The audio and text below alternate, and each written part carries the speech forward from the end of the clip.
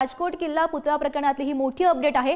आरोपी चेतन पाटीलला आता कोल्हापूर पोलिसांनी ताब्यात घेतल्याचं समजतंय। स्थानिक गुन्हे अन्वेषण शाखेने ही मोठी कारवाई केली आहे। तर मध्यरात्री 3 वाजता कन्सल्टंट चेतन पाटील याला आता ताब्यात घेण्यात आल्याचं समजतंय। महत्त्वाची आणि मोठी बातमी आपण सध्या पाहतोय आणि या संदर्भात अधिकची माहिती जाणून घेऊयात। आमचे प्रतिनिधी शेखर पाटील सध्या आपल्या सोबत आहेत। तर शेखर, या प्रकरणातली ही महत्त्वाची अपडेट म्हणावी लागेल।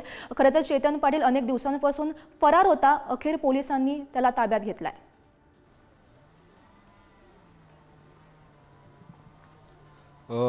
गौरी, मध्यरात्री 3 वाजता ही कारवाई जी आहे ती स्थानिक गुन्हे अन्वेषण शाखेने जी आहे ती केलेली आहे आणि त्याला ताब्यात जी आहे ती घेतलेलं आहे। ज्या दिवशी पुतळा कोसळला आणि त्यानंतर गुन्हे जेव्हा दाखल झाले तेव्हापासून चेतन पाटील हा कोल्हापुरातून त्याच्या घरी जो आहे तो मिळून आला नव्हता। मालवणमधील पोलीस देखील त्या कोल्हापूरमध्ये येऊन ठाण मांडून होते, मात्र त्याला चेतन पाटील जो आहे तो मिळून येत नव्हता। मात्र मध्यरात्री 3 वाजता ही कारवाई जी आहे ती केलेली आहे। चेतन पाटील याला ताब्यात घेण्यात आलेला आहे आणि चेतन पाटीलकडून आता अधिकची माहिती देखील या ठिकाणी पोलीस घेताना पाहायला मिळतात। आपल्याला माहिती आहे की या संपूर्ण पुतळा कोसळल्यानंतर 2 जणांवरती गुन्हे दाखल करण्यात आलेले आहेत। एक आपटे जो कल्याण ठाणेमधला आहे आणि दुसरा कोल्हापूरमधला जो सल्लागार म्हणून त्या ठिकाणी काम करत होता आणि त्याच्यावरती देखील गुन्हा जो आहे तो दाखल करण्यात आलेला आहे। त्यामुळे नक्कीच या चेतनकडून कोणत्या प्रकारची माहिती जी आहे ती आता पोलीस सध्या मिळवणार आहेत हे देखील पाहणं गरजेचं आहे। संपूर्ण पुतळ्याची चौकशी देखील समिती त्या ठिकाणी गठीत करण्यात आलेली आहे। त्या संदर्भात देखील कोणकोणती माहिती जी आहे ती या संदर्भात समोर येणार आहे हे देखील पाहणं गरजेचं आहे। चेतनचं नेमकं काम